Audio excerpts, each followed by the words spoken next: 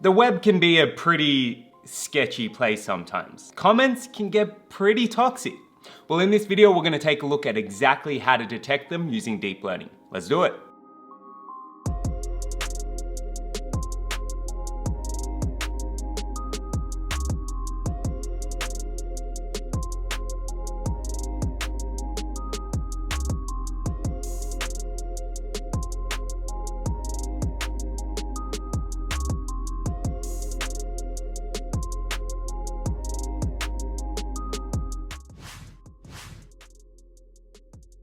What's happening, guys? My name is Nicholas Renaud, and in this video we're going to be taking a look at comment toxicity. So we'll be able to take some sentences of natural language, pass them through a deep learning model, and detect the different elements of toxicity within them.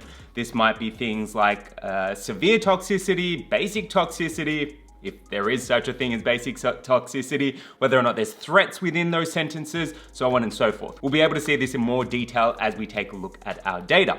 Now, in this tutorial, we're going to be covering a bunch of stuff, but specifically, we're first up going to focus on loading in our data. We're then going to take a look at what we need to do to pre-process that information. So we'll specifically take a look at tokenization. We'll also build up our deep neural network from scratch. So this will include an embedding layer to deal with natural language. We'll then test it out, so we'll see whether or not it can actually detect toxicity, and we'll also build a Gradio app at the end to be able to test out the model. Ready to do it? Let's get to it. Yo, Nick, we've been having some real trouble with bullies on our Slack channel lately. You been getting wild on that keyboard again? No, not me. I swear. Is there anything you can do with ML to detect it and maybe stop it? Sure. We can use deep learning to detect toxicity. Nice. What do you need to get started? Ideally, some text-based comments and their associated labels as to whether or not they're toxic. We'll actually model this as a supervised learning problem. Cool. How do you use them for deep learning? Let's jump over to the whiteboard for that. Alrighty, guys. Welcome on back to the breakdown board. So, how is it exactly that we're going to build this comment toxicity model? Well, first things first, we're going to start out with our dataset inside of a CSV format, which is going to be over here. And this data set actually comes from a Kaggle comment toxicity challenge, which is, I think, hosted by a company called Jigsaw. So we actually have this data set that we can actually begin to leverage. Now, in terms of this input or what it actually looks like, we're actually going to have a series of comments. And these are really just going to be strings. So you might have comments like, I hate you, I love you, and you suck, I'm coming for you. Now, in terms of the labels that we're actually going to have that are attached to each one of these sentences, these are going to be multi-output. So we might have different gradings of toxicity. We might have whether or not the comment is moderately toxic, whether or not it's severely toxic, whether or not it's a threat, or whether or not it's racist. So we're actually going to have different outcomes that we can grade a particular comment on. Now, this is actually particularly useful because it allows you to evaluate how toxic a particular comment is and what component of it is actually toxic. So our labels are actually going to be multi-binary. So our first comment might be that is, let's say in this particular case, it is moderately toxic, so we might have a 1 here. It's not severely toxic, so we might have a 0. It's not a threat, so again, we might have a 0, and that's gone a bit too big. And we might also have, in our particular case, it might not be racist, so we might have a 0 there. So this actually allows us to evaluate how toxic a particular comment is. I love you, in our particular case, is pretty nice, so we might have 0s across the board. Now, our last comment, in our particular case, we can evaluate that and say that, hey, let's say that is not moderately toxic, so we'll have a 0. It is severely toxic, so we might have a 1. It does contain a threat because it says, I'm coming for you. So again, it might have a 1. And the last value is 0 because there's no racism included there. So you can see that we're going to have comments and we're going to have associated binary outcome labels which are attached to them. But you're probably thinking, Nick, how do we actually use this for a deep learning problem? Well, we're actually going to apply a pre-processing step called tokenization. So the first thing that we're going to do is we're going to take our outputs, or our inputs actually, and we're going to convert them to tokens. Now, Tokenization is a really fancy way of saying that we're going to take all of these individual words in a particular sentence and we're going to convert them into a sequence of integers. So the word I, for example, might be represented as the number 42. The word hate might be represented as the number 8. The word you might be represented as the number 56. Now, the nice thing about this is that you don't need to go and encode these or tokenize them manually yourself. We've actually got a layer or a helper function inside of Keras called the text vectorization function, and this actually performs this tokenization for us automatically, as well as some additional pre-processing steps for us. But in and of itself, these numbers don't really add much value to our deep learning model. So what we can actually do is take it one step further and convert these into an embedding. Now, think of how well your best friend might know you. They know what you like to eat, what you like to watch, whether or not you have specific traits in your personality, your hair color, your skin color, your eye color, for example. They know all of these specific attributes about you. Well, this is similar to how an embedding works. It's a representation of a word which has certain features about it, which are represented as integer or float values. So we might have an embedding over here, and this is really just another vector, right? So our vector for number 42, which represents the word I, might be 0.1. The first value might be 0.1. The second value might be 0.2. Third value, 0.7. And the last one, 0.0. So these numbers actually represent certain attributes about that word. Now, you don't actually need to know what these attributes are because our deep neural network is going to learn what these particular attributes and what these particular values inside the embedding should be.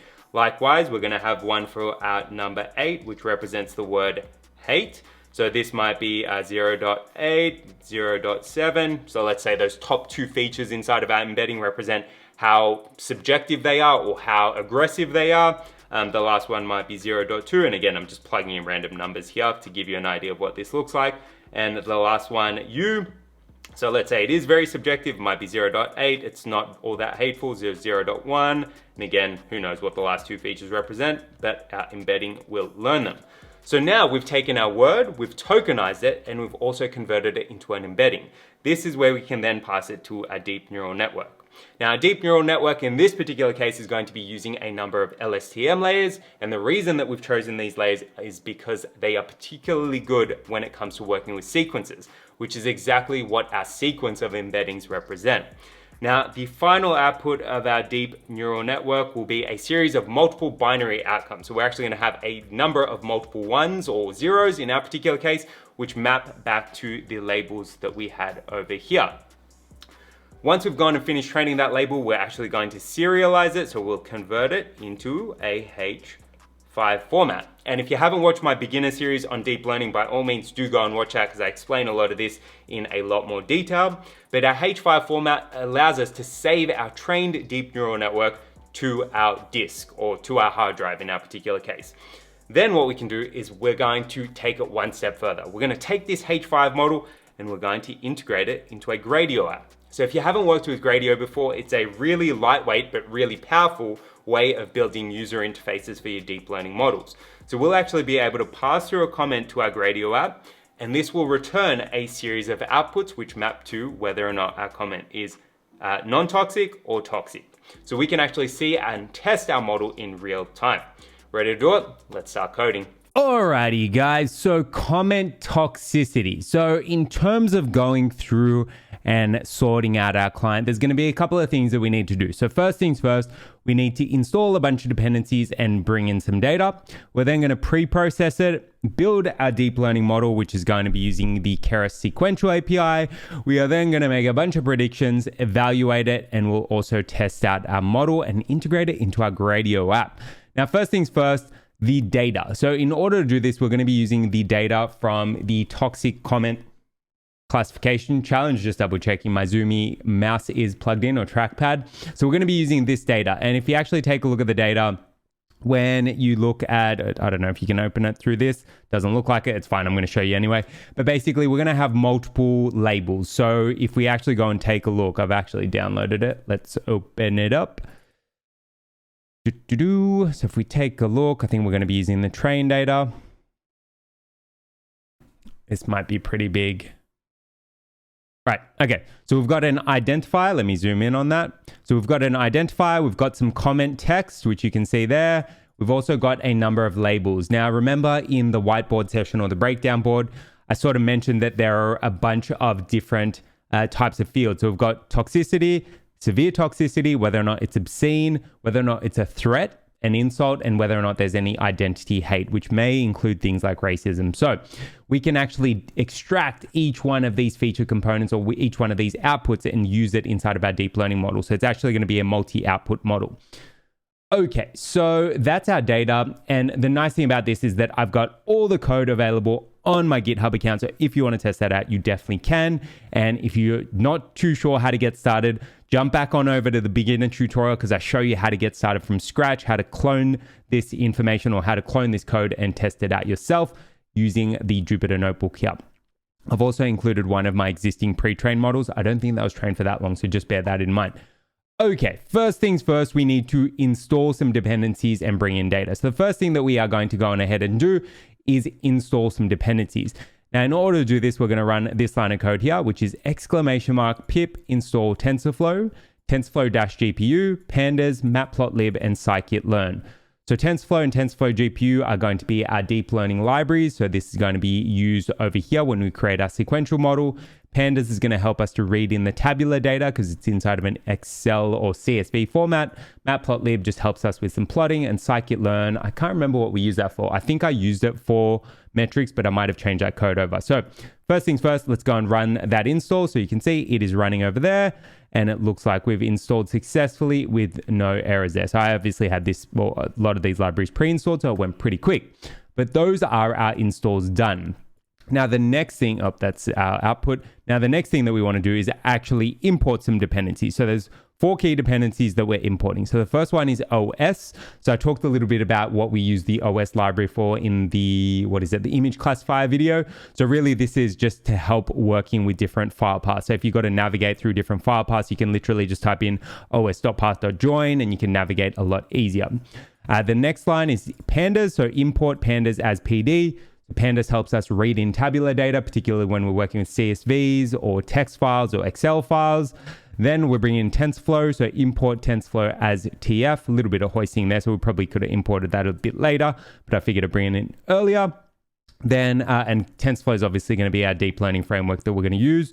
So we're specifically going to be using Keras under the hood.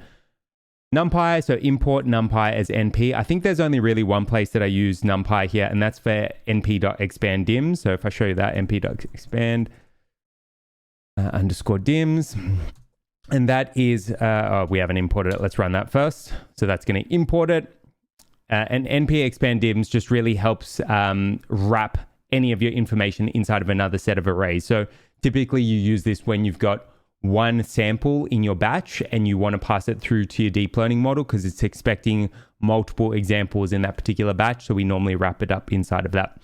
Okay, those are our dependencies imported. So there's 4 dependencies, so OS, pandas, TensorFlow, and NumPy. The next thing that we can do is bring in our data. So let's break this down. So there's 2 parts that are happening here.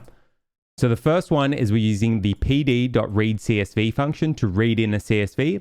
And then the next bit is that we're passing through the path of the data that we're going to use. Now, this training data is pretty big, so we're actually going to use the training data for our testing and validation as well, because we're not competing in the Kaggle challenge. But if you wanted to, you could use all of that data.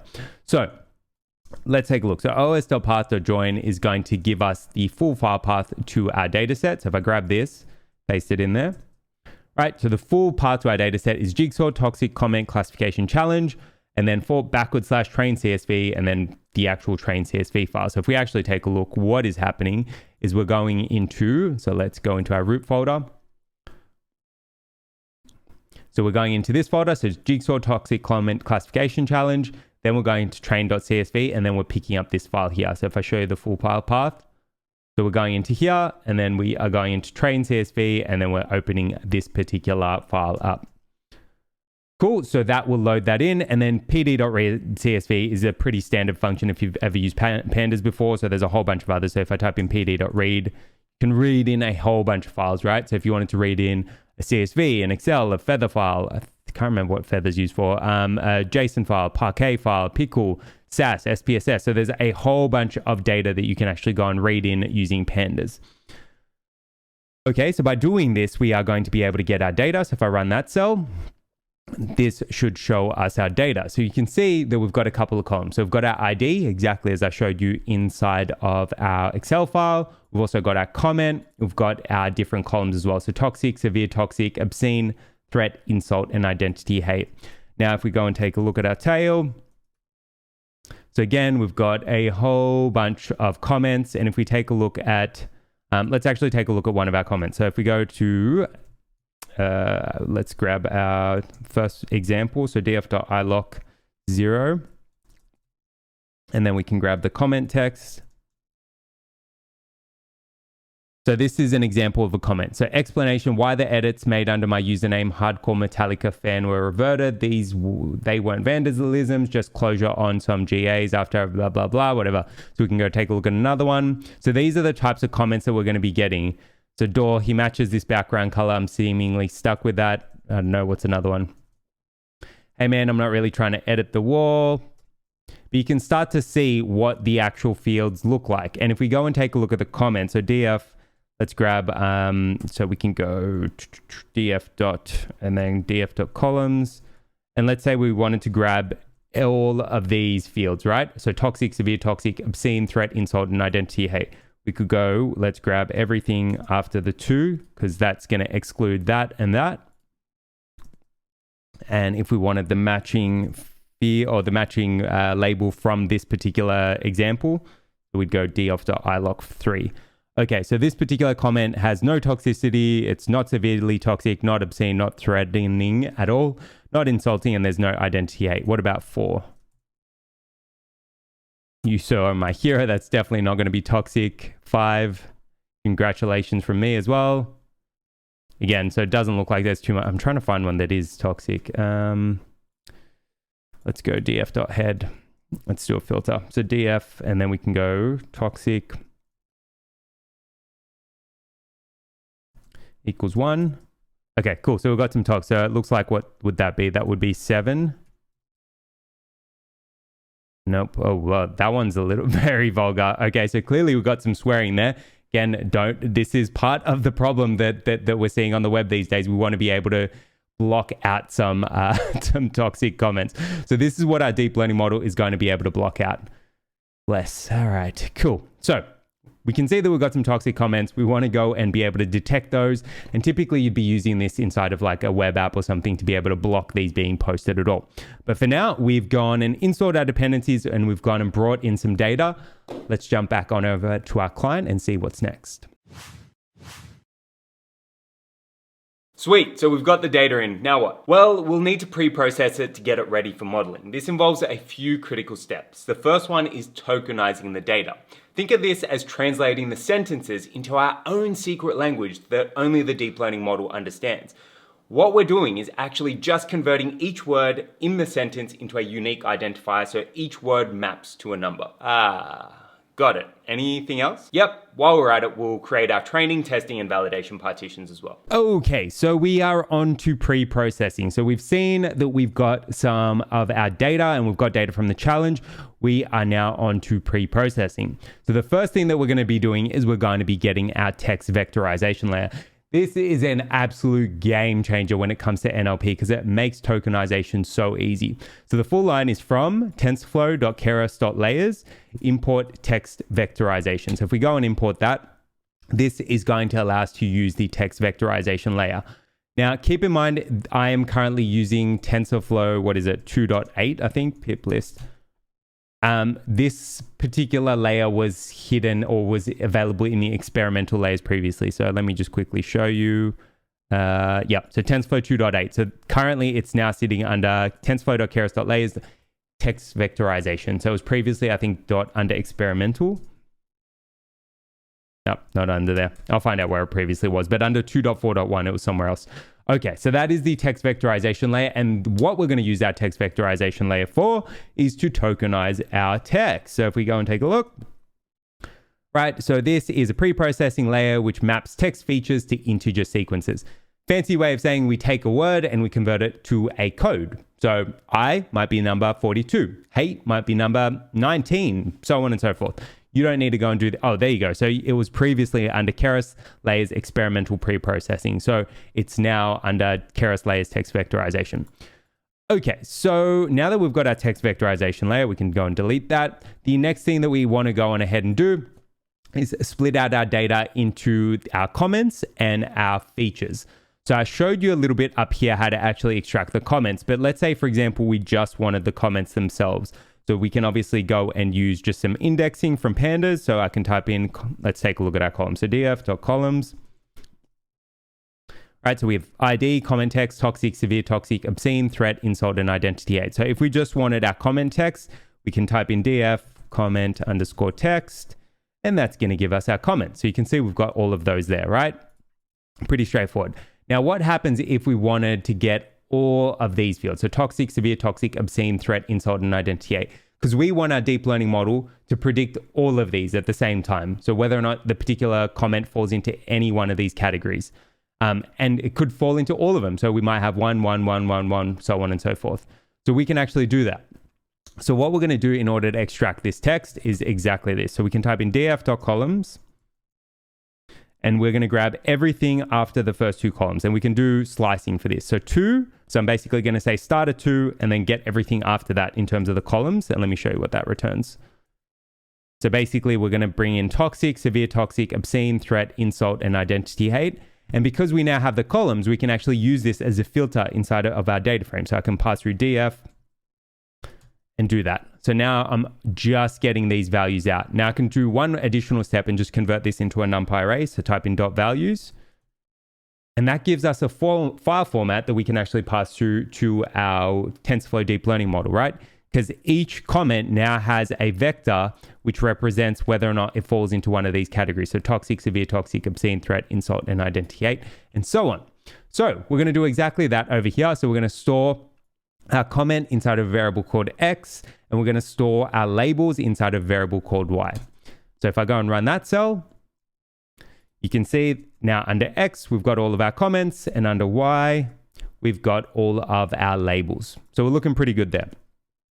Now, the next thing that we actually want to go and define is how many words we're actually going to have inside of our dictionary. So inside of our text vectorization layer, we can actually specify how many words we want to store inside of that vocab. Now, the more words that you store, the larger you're going to have, or the bigger your model is effectively going to be. Because if you've got massive word embeddings, then you're going to need one word embedding for every single word. Now, I've specified it to 200,000, which is a lot of words. You could definitely cut this down, but that may be at the expense of producing a highly accurate model. So this max features is really the number of words in the vocab, right? And this is just a basic variable here. So max underscore features, we're setting that equal to 200,000. If your model is getting too big, you're running out of VRAM, you could try dropping this down. Now, what we are going to do is initialize our text vectorization layer. So here I've created an example. So we've typed in, or we've created a new variable called vectorizer, and we've assigned that our text vectorization layer from up here. Now, we are passing through that we want the maximum number of words inside of our vocabulary to be equal to 200,000, which is from here. So max underscore tokens equals max underscore features. So this really could just be max underscore words, right? Could it just as easily be that? And we could take this and pass it over to here. No biggie. Let's convert it back. And then we are specifying what the maximum length of our sentence is going to be. So this is the sentence length in tokens. So this is basically saying that each sentence that we take in from our data set up here, we're going to cap it at 1,800 words. And again, you could make this longer, you can make it shorter, but if you make it longer, it means that the model is going to be significantly bigger as well. And we've also specified that we want our output mode to be integer. So this means that it is going to map every single word to an integer value. So again, as I said, word 1 might be hate, word 2 might be job, word 3 might be McDonald's, so on and so forth. Basically, we're taking words and we're converting those to integers. Perfect. So again, we can initialize that. So I've just gone and run that. So the first line is vectorizer equals text vectorization. We're specifying how many words we want in our vocabulary, what the maximum length of our sentence is going to be, or maximum input length that we're going to pass through to our deep learning model, and how we want our outputs to look, which is going to be an integer. The next thing that we need to do is actually teach our vectorizer our vocabulary. Now, this is pretty easy. All you need to do is type in vectorizer.adapt, and adapt is going to learn all of the words that are inside of our vocabulary. So in this particular case, all of the words that we've got inside of our sentences. So we're going to type in vectorizer.adapt and then pass through x.value. So x.values is just converting it rather than it being a column. Nope, we don't need the console. Rather than it being a column, it's going to convert, or rather than it being a pandas slice, or what is it, series. So let me show you this. So type. So right now it's a pandas series, which is just a file format. It's effectively one column out of a pandas data set. We're going to convert it into a NumPy representation. So if we type in x.values, you can see that this is now a NumPy array. Cool, no biggie. Then what we're going to do is we're going to pass that particular NumPy array to our vectorizer. So vectorizer.adapt, and we're passing through our comments, but represented as a NumPy array. So if we go and run that, it is going to take a little bit of time, but it's effectively going to learn. Now, you used to be able to get the vocabulary out of this vectorizer just by typing in vectorizer.getVocabulary, but for whatever reason, it's throwing a bit of an error right now. So I tested this out a little while ago, but looks to have broken in the most recent update. So you used to be able to type in vectorizer.getVocabulary, and this would actually give you the vocabulary and explain the mapping. So value 1 is this word, value 2 is this word, and it should just give you a return array, or a return array of each one of the words, and the position in that array represents what number from that sequence is that particular word. In this particular case, it's broken. Don't ask me why. I saw that there's a bug that's been raised on Stack Overflow, but just for now, in the future, it might pop up later again, might be fixed. For now, it looks like it might be broken. Okay, so that is our model now vectorized. So we could actually type in vectorizer, and I could type in hello world, life is great. And this is actually going to convert it into a sequence of numbers. So you can see that there. So 286, 261. So 286 is hello. So 261 is world. 305 is life. So keep in mind, it strips out punctuation as well as part of this. So let me show you. Nope, not caps, text vectorization. So it actually standardizes it. So it lowers and strips, so it removes the punctuation. So just another thing to keep in mind. So if we actually go and return, how long is this? So 1, 2, 3, 4, 5. So if we go and grab the first 5 values. So you can see this is the numeric representation of that. So 286 is hello, 261 is world, 305 is life, 9 is 275 is great. So that shows what the vector or impact of vectorization is in this particular case. Now we're going to go and do this for all of our text rather than just a random sentence here. That's the output from that vectorizer layer. Cool. And that is exactly what we're doing here. So we are going to pass through all of our X values to our vectorizer, and what we're going to get back is a data set called vectorized text. So if we go and run this, again, it might take a little while because keep in mind it's going through every single word and it's tokenizing that. So if we take a look at vectorized text now, this is the numeric representation of all of our sentences. So we have 159,571 samples, and that is the same length as our X data. So X, so you can see 159,571 samples, 159,571 samples, and we've capped it to 1,800 words. So remember, that's because we maxed out our output sequence length to 1,800 words over here. So that is what this shape over here represents. So this is the number of examples. This is the maximum number of words. Now, if a particular sentence doesn't meet that max, you can see that it just fills the rest with zeros, right? So once it's completed the tokenization, it's going to pad out the rest of those 1,800 values with zeros. So that's effectively how it works. Cool. All right, so that is our vectorized text and now vectorized. The next thing that we're going to do is actually go on ahead and create our data set. Let's just quickly recap so far. So we've gone and brought in our text vectorization layer. We've gone and created our X and Y variables. We've then gone and instantiated our text vectorization layer and trained it. So let's just remove the stuff that we don't need. Boom, boom, boom. We don't need this either. Right, so we've gone and trained it to be able to learn our vocabulary. I showed you how to get the vocabulary, so I'm crossing my fingers they go and fix it up in the next version. And we've actually gone and vectorized all of it as well. So we've now gone and I'm calling it vectorized, but it's effectively tokenizing the data set. And this is what we're getting back inside of our vectorized text. Now what we're going to do is we're going to create a TensorFlow data pipeline. So this just makes our life a hell of a lot easier when it comes to going and training your deep learning models. And it's particularly useful when you've got data that can't fit into memory. So we've actually got 160,000 samples of toxic and non-toxic comments. So again, it's pretty big. If it went bigger, this data pipeline would help you out.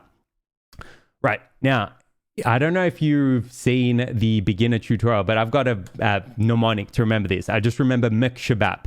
So whenever you're creating a data set, you just need to remember that, so typically you need to map, we didn't map in this case, but you remember cache is the C in mkshabap, S is the shuffle, batch is B, prefetch is P. So if you remember mkshabap, let me write this in here, mkshabap, ignore the H, we'll leave it in this particular case.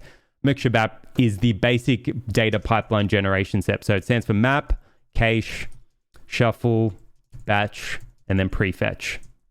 So that's the easiest way to remember how to actually build up these data pipelines. How you instantiate the data pipelines, there's typically two ways. So it's either from tensor slices or list. I think it's list directory or list files. What is it? tf.data.dataset.list. List files.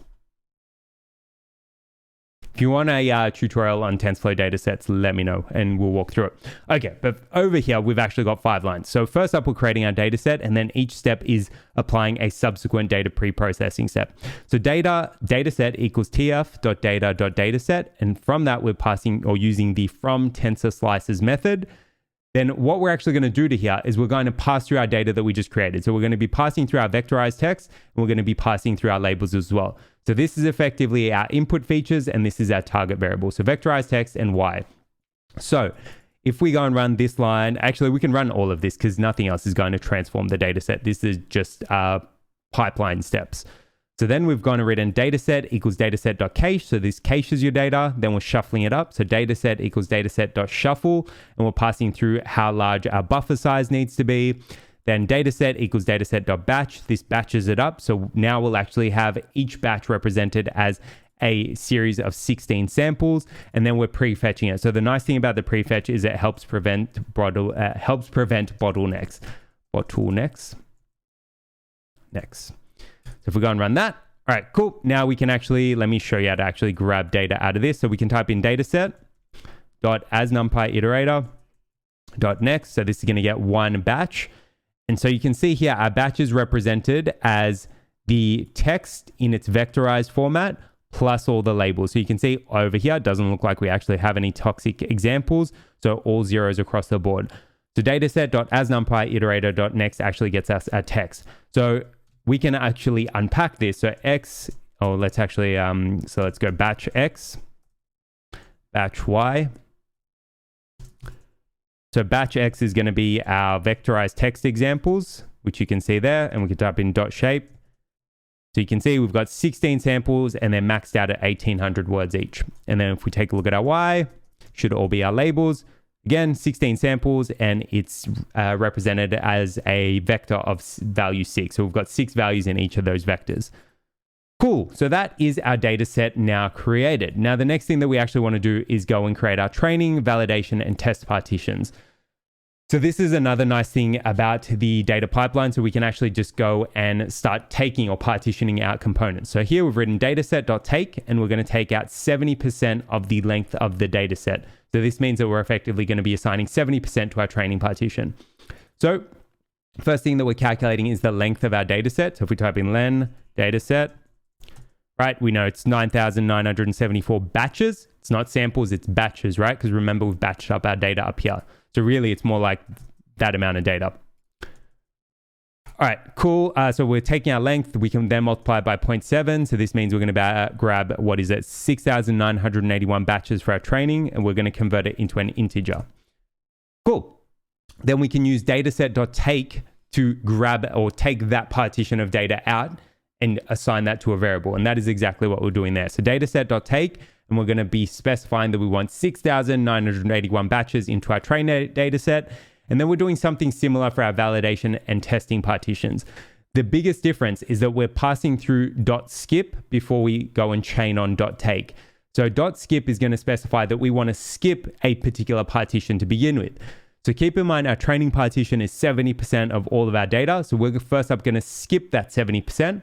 Then we're going to take 20% as our validation partition there. So you can see we're skipping 70%. We're then going and grabbing another 20%.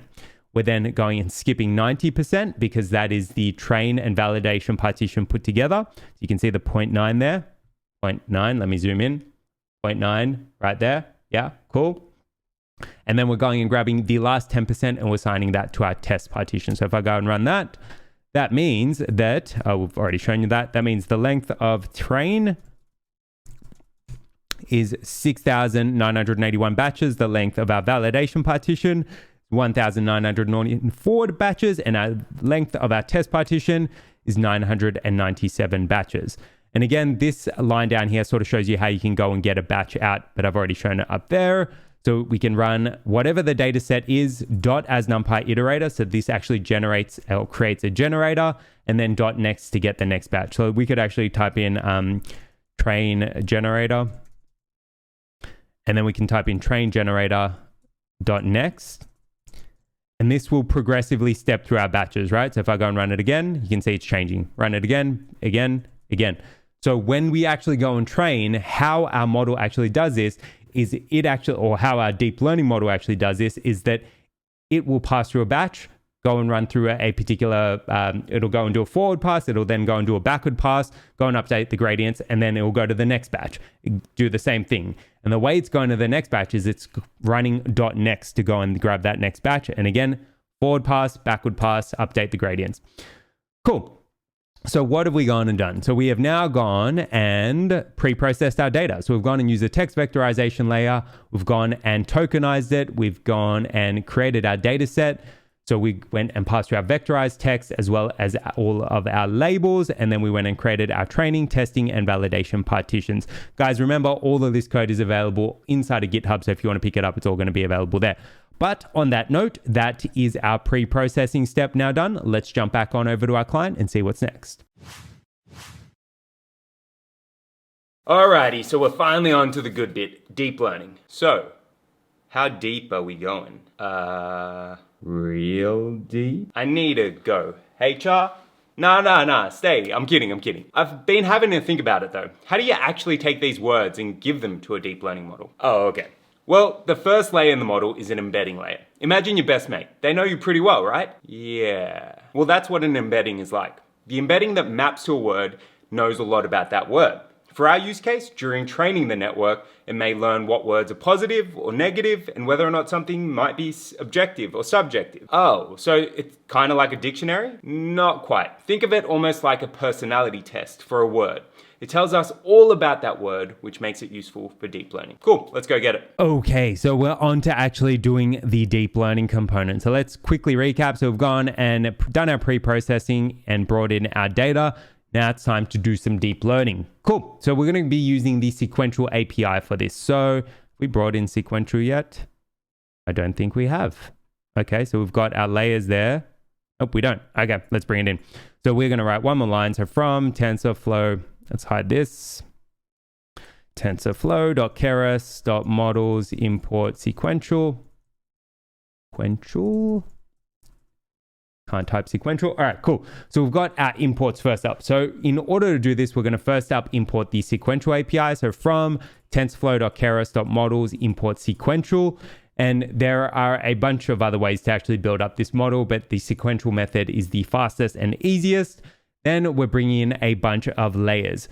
So from TensorFlow.keras.layers, import LSTM, dropout, bidirectional. There should also be dense here as well.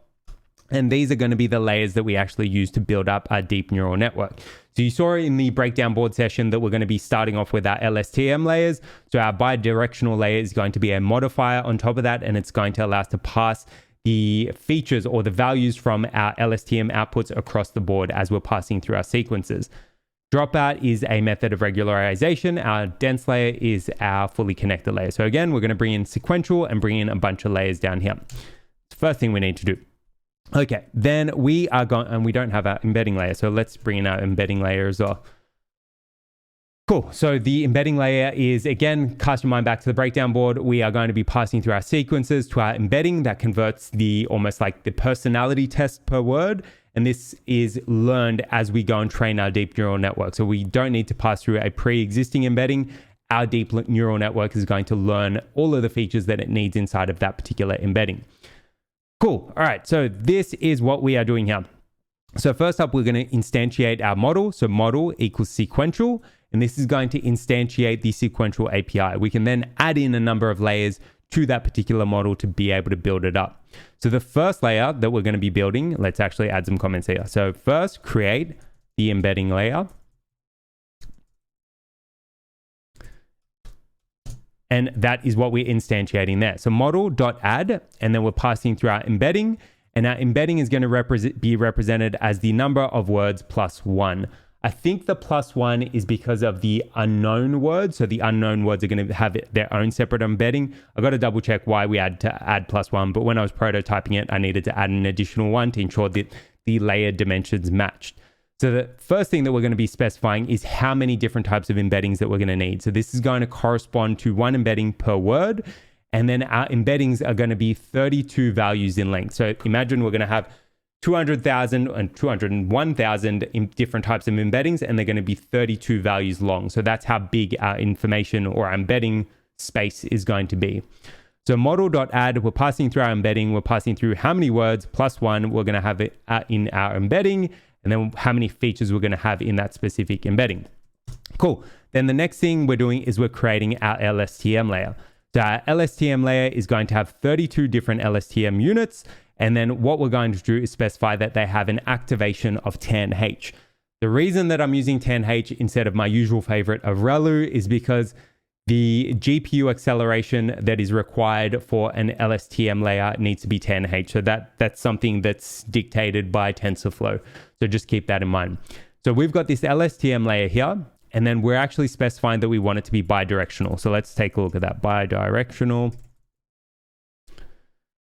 So this actually allows you to pass information backwards and forwards across your LSTM layers. So we don't have a great explanation here, but basically it's a bidirectional wrapper for recurrent neural network layers. So when we're passing through our different words, typically you have the sequence outputting information in one direction. Bidirectional allows you to pass information in both directions. Now this is particularly useful for sentences because words prior to a current word will still have meaning, might even modify a meaning. So let's say, for example, I don't hate you. Well, if our neural network is looking at it purely from left to right, it might see the word hate as the last value and interpret that as a negative statement. But because don't is the previous modifier, that actually has value in terms of modifying the output meaning of that particular layer.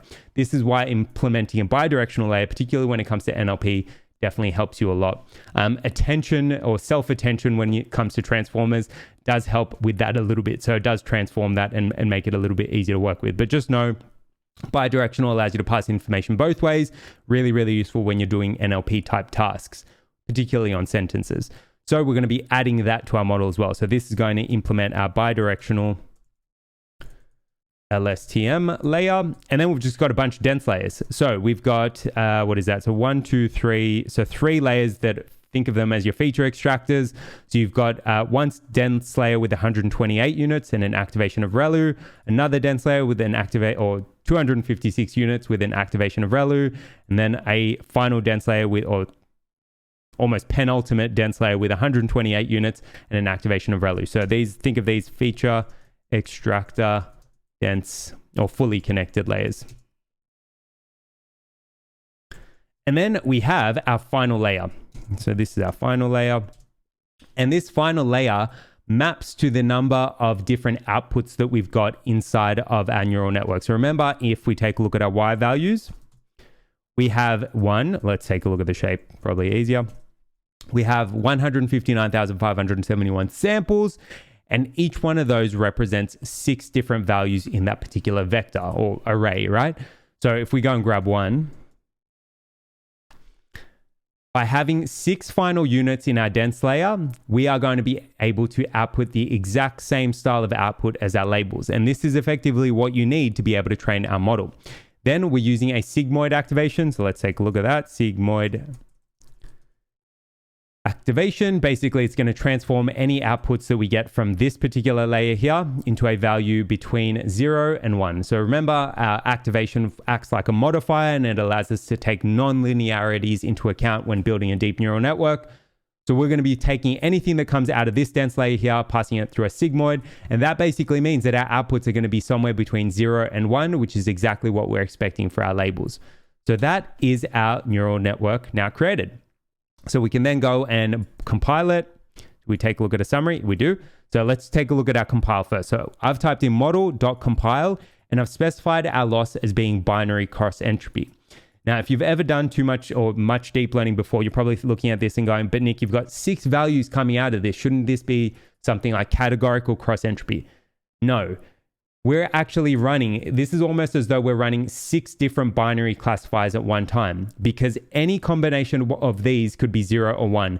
We don't necessarily have one value coming out of this. It's not like a categorical classification model. We can actually have or we're effectively having a multi-output model. So we might have a 1 here, 1 here, 1 here, 1 here, so on and so forth. And by using binary cross entropy, that is what we're reducing our loss for, to be able to effectively classify in that approach. So the compile line is model.compile loss equals binary cross entropy, and we're specifying our optimizer as being Atom. Again, you could use SGD or something else if you wanted to. In this particular case, I found this particular combination tends to work. We can then take a look at model.summary to actually take a look at our model. So the first input that we're taking in is our embedding, and our output shape of that is going to be none, none, 32. That is going to be passed through to our LSTM layer, which is going to have 64 units. Is that how many units we've got? We've got 32 there. So we've got 64 units coming out of there. Oh, it's bidirectional. So I think that's why it bumps up. I'd have to double check that. Anyway, once we go and collapse all of this down, let's actually remove the bidirectional component, see if that changes it. There you go. So when we remove the bidirectional wrapper, we still get the 32 units coming out of the LSTM. By adding that back, we go and increase the size wherever we go on into. By adding the bidirectional wrapper back, we then double the output shape.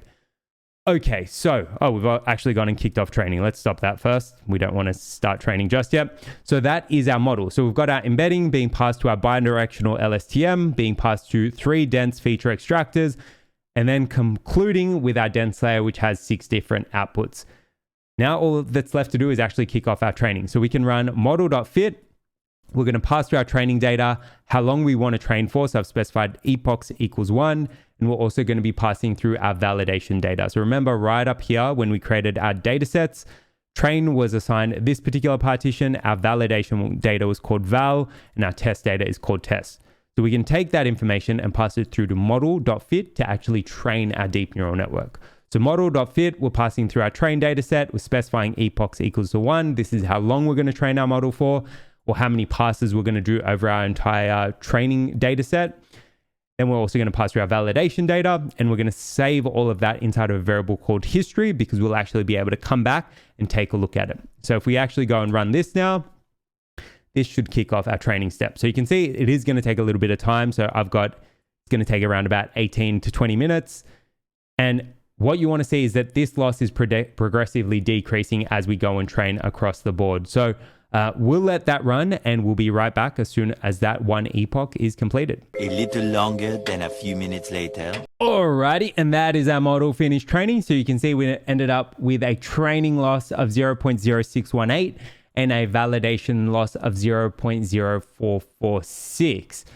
Now, if we actually go and import matplotlib, so from matplotlib import pyplot as PLT, we can actually visualize those loss metrics outside of that history function. So if we type in history, I think it's history.history, you can see that we've actually got these loss metrics. Now, in our particular case, we've only gone and run one epoch. So typically if you have run multiple epochs, you'll actually get multiple values out of this. But nonetheless, we can actually go and plot this out, and it doesn't look like anything is showing because we've only got one epoch run. But if you actually flesh this out, so I'd actually recommend running for around 5 to 10 epochs for this particular data set.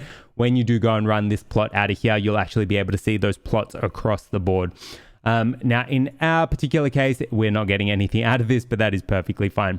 That is our training set now done. Now, the next thing that we're going to go on ahead and do is make some predictions. But before we do that, let's jump back on over to our client and have a quick chat. Yo, Nick, we've done a lot of coding so far. Are we going to actually make some predictions soon? You got it. Let's use this model. We can use the model.predict method to make new predictions. But remember, before we pass our text to our model, we need to tokenize it. Got it. Let's go. Alrighty, so we've now gone and successfully trained our model. Now, again, we only ran it for one epoch. So if you did want to leverage this visualization function, I'd highly recommend you bump this up. So this will actually allow you to see training over time. But in our particular case, we are going to be happy with one epoch and keep on progressing. So now, in terms of making predictions, first thing we need to do is actually get some text and run it through our vectorizer. So in our particular case, our input text, so let's actually change this. So we're going to call it input_text, and we are going to use our vectorizer, which remember we adapted right over here. So remember we went and trained it on our different X inputs or our comments. We're going to put in "you freaking suck," right? And if we go and run that as our input text, so input_text equals vectorizer, and then we can pass through the text that we want to vectorize to it. Then if we actually go and run this on our input text here, I'll come back to this bit in a second. But if we go and run input text inside of this function, now let me explain this. So we are going to store our results inside of a variable called res, and we're actually going to use model.predict to make a prediction. Now, remember, we first need to vectorize it. So that's what we've done up here. So let me bring this down. That is going to give us this, right? So if I show you input text, cool. So that is a sequence of integers, which is going to be 800 or 1800 values long. Now, remember, if it doesn't meet the 800 value requirement, then it's just going to pad it out with zeros. Now, what we can do is we can actually make a prediction. So if I type in model.predict and pass through this input text, this is going to fail first up. And that is because we have not passed this through as a batch, or we have not passed it through as a sequence or a series of values, right? We've only passed through a single value because our model is expecting our input to be in the shape of none multiplied by the number of values in our sequence multiplied by the length of our embedding, or well, that will eventually be the input shape. So what we can do to fix this is we can wrap it in a set of parentheses. So we can either do that, which will fail in this particular case. If we wrap it inside of a NumPy array, we've now got a prediction, right? So you can see that these are our predicted values over here. Now, what we can actually do rather than wrapping it inside of a NumPy array, we can make it a little bit cleaner. We can type in np.expand_dims. And remember, right at the start, I said that we were going to use this function. This does effectively the same thing, but it's just a bit cleaner. So if I go and show you that, you can see it's just wrapping it in another set of brackets over there. So if I remove this, let me show you what it looks like. Well, let me bring it up here, input text. You can see one set of brackets. Here we've got two sets. So that is the input shape that our model is expecting it to be passed through to as. So you can see we've gone and made this prediction, and these are our predictions there. So you can see that this is pretty close to 1, which means that that is going to be a 1. What are our columns again? So df.columns. So this is basically saying, let's grab the last, or the ones that represent our labels. So this is basically saying this is because this value is over 0.5, we're saying that this comment is toxic. It doesn't look like it's severely toxic because this is below 0.5. It looks like this value is above 0.5. So it's saying it's obscene. Doesn't look like it's a threat because it's below 0.5. And again, 0.5 is sort of like our barrier or our threshold above which this becomes a positive example. What is it? Looks like we've got an insult, and it doesn't look like we've got any identity hate. Now, we could actually tune this a little bit. So what tune it? Basically make it more toxic. I am going to hurt you, to see if we could trigger the threat. So if we go and run this, let's leave our columns there, df.columns. Are we getting a threat? Doesn't look like threat is being triggered. It must have to be something really bad to trigger the threat. I'm going to hit you.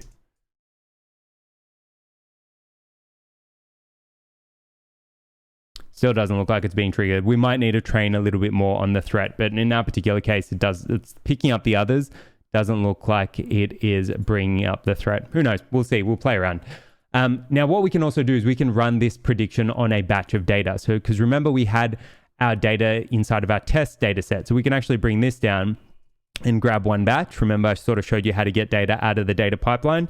So test.asNumPy_iterator.next is going to get the next batch, which you should see there. So again, we've got our words and we've got our labels. Now, what we want to do is we want to pull out all of our words to begin with. So we can go batch underscore X, batch underscore Y equals that.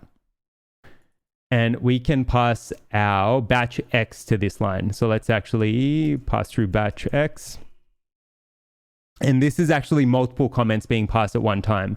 And there you go. So now we've got our predictions. Now, if we wanted to see what actually passes 0.5 without going through manually and me doing my calc, we can actually just type in is greater than 0.5. And this is just a NumPy function. Put it inside of a set of brackets and type in .asType int. And there you go. So now we've got our labels in a more familiar format to what we had from our data set previously. If we take a look at our batch, Y values. Okay, so it looks like the first one is all zeros. The second one has 1. Let's compare those. So 1, 1, 0, 0, 1, 1, 0, 0, 1, 1. It looks like it's missing that last one. So it looks like that detected hate or detected a threat. 0, 1, 2. So 1, 2, 3, 4. 1, 2, 3, 4. 1, 2, 3, 4. Okay, so no, it doesn't look like that predicted threat, but it did detect an insult in our particular case. So that one did have a threat in it. So again, it might not be classifying all that well on the threat example. Again, might need to train a little bit longer, give it some more examples, or even balance out our data set. Okay, so we've gone and made some predictions. So in a nutshell, just know that you can vectorize your text. You can then pass it through to model.predict to make a prediction. And I've sort of shown how to get the data out of your data pipeline, as well as how to do it on a custom data set, which is what we did up here. Cool. So that is our prediction now made. Let's jump back on over to our client and see what's next. I've been thinking, how do we actually know this model is performing well? That's where evaluation comes in. We can use metrics, kind of like KPIs, to determine how well our model is performing. Right, what metrics? Well, since we have multiple binary outputs, we can use binary classification metrics like precision and recall. Let's go do it. Alrighty, so we're into our final stages now, evaluating our model. So again, we've only got 4 steps in this one. So first thing that we want to do is import some metrics. So we are going to import from TensorFlow keras.metrics. We are going to import precision, recall, and categorical accuracy. What we can then do is instantiate each one of those metrics. So this is the way that you have to do it with the TensorFlow metrics. And the nice thing about this is that it allows you to add results over time, so you can get an aggregate metric over time. The reason that that is useful is because, keep in mind, we've got batches of data. So without unbatching the data and doing it over in all of your data, you want to be able to iterate over those data sets and, I guess, update the metric over time. This is exactly what these metric calcs do. And I'll show you what this actually means in a sec, in a little bit more detail, because I probably blabbed on a bit there. So we've gone and instantiated our precision metric. So pre equals precision. And remember, precision is in caps because that's how we've imported it over here. Re equals recall, again, over here. Ac equals categorical accuracy. Boom. Okay. Then what we're going to do is actually make these predictions. So first up, what we're going to do is we're going to loop through every single batch inside of our data pipeline. So for batch in test.asNumPy_iterator. So this is just going to allow us to loop through every single batch, right? Then what we're doing is we're unpacking our batch. Let's add some comments. Unpack the batch. So x_true, comma, y_true equals batch. So we're grabbing this and we're unpacking the values. Then we're making a prediction. And our prediction is going to be referred to as y hat. So y hat equals model.predict. And then to that, we're passing through our comments, which have already been tokenized. So we're grabbing that, we're passing it through to model.predict there.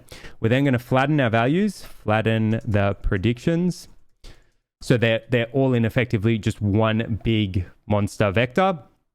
So we're typing in y true equals y true.flatten, y hat equals y hat.flatten. Let me actually show you what this means. So if we go up to our existing predictions up here, so let's run this.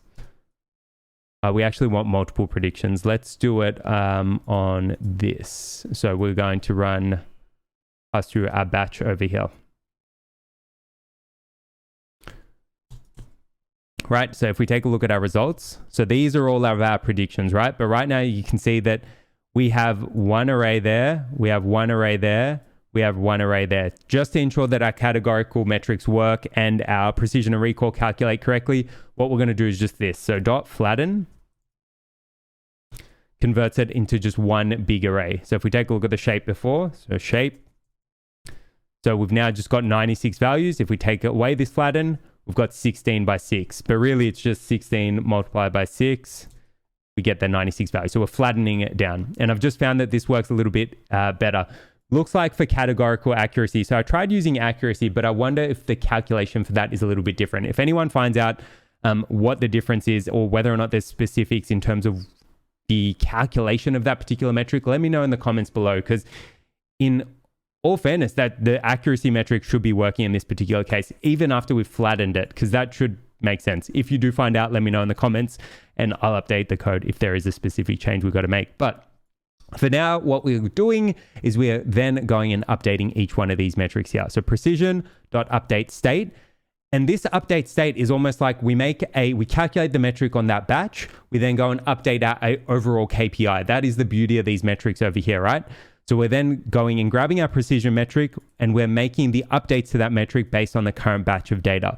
So precision.update state, and then we pass through our y true value and our y hat value. Recall.update state, pass through our y true value, y hat value. Accuracy.update state, y true value, y hat value. And so if we go and run this, it will take a little bit of time to calculate, but then once that is done, we'll be able to print out our results down here.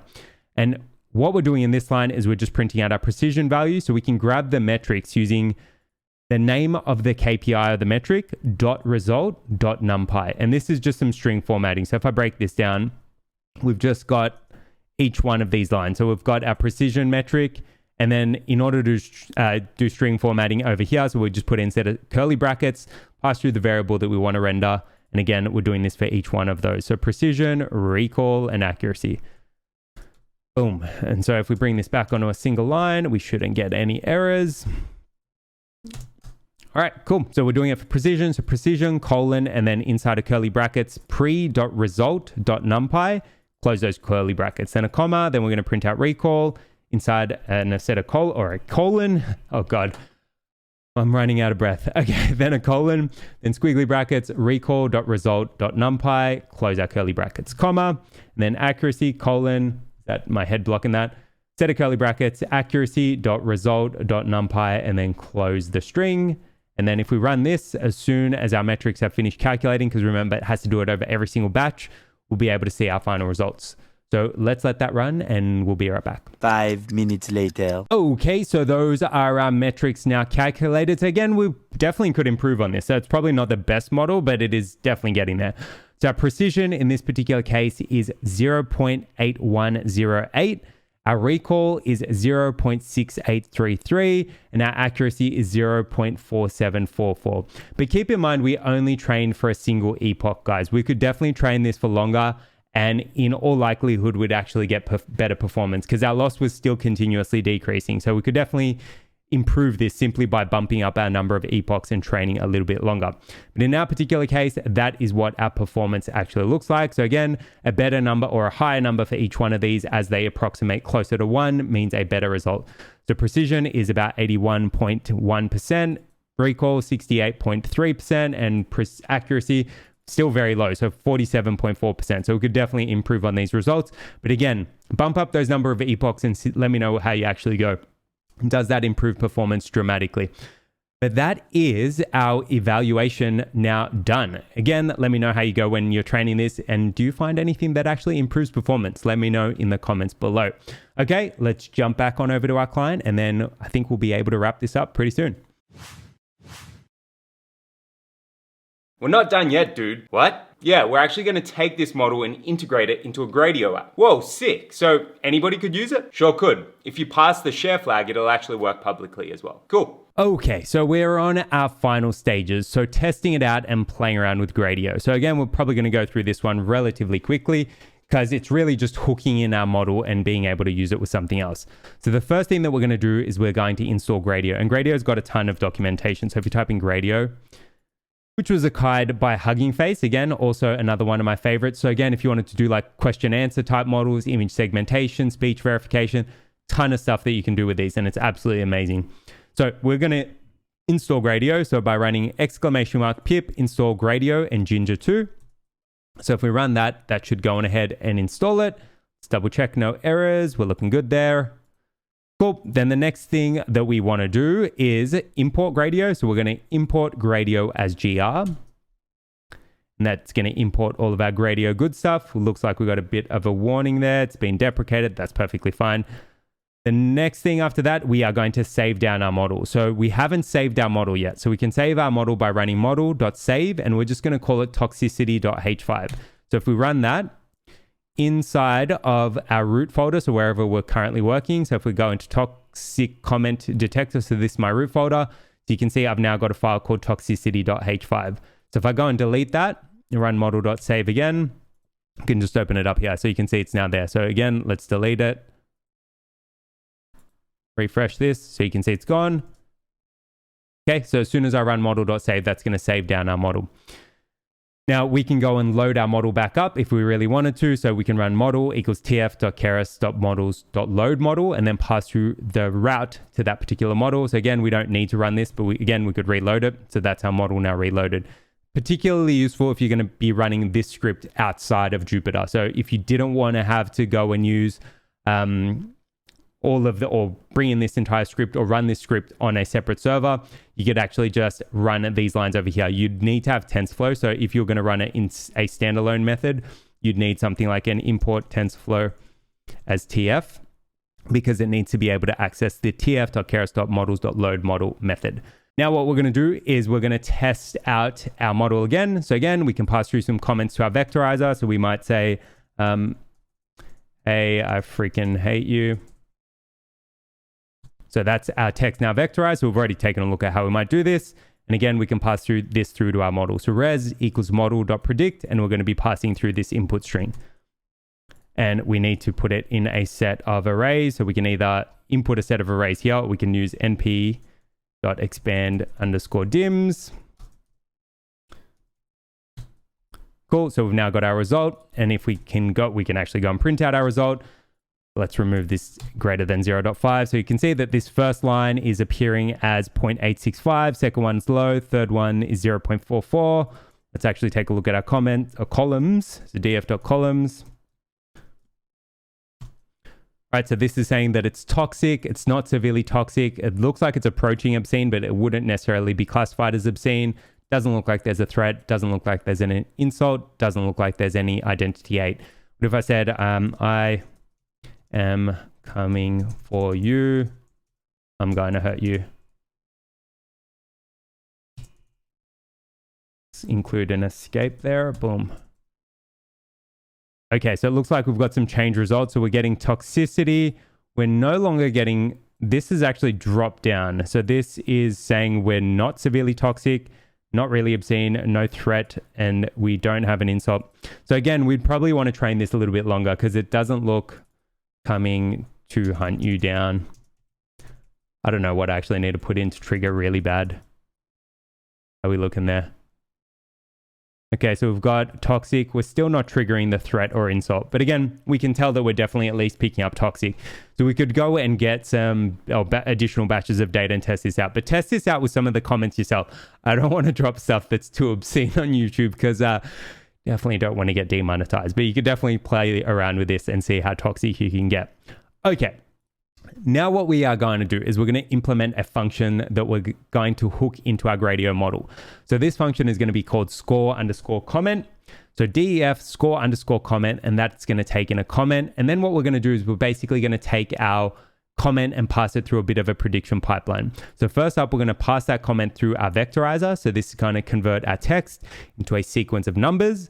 We're then going to run it through our model. So model.predict, and we're going to take in this vectorized comment and pass that.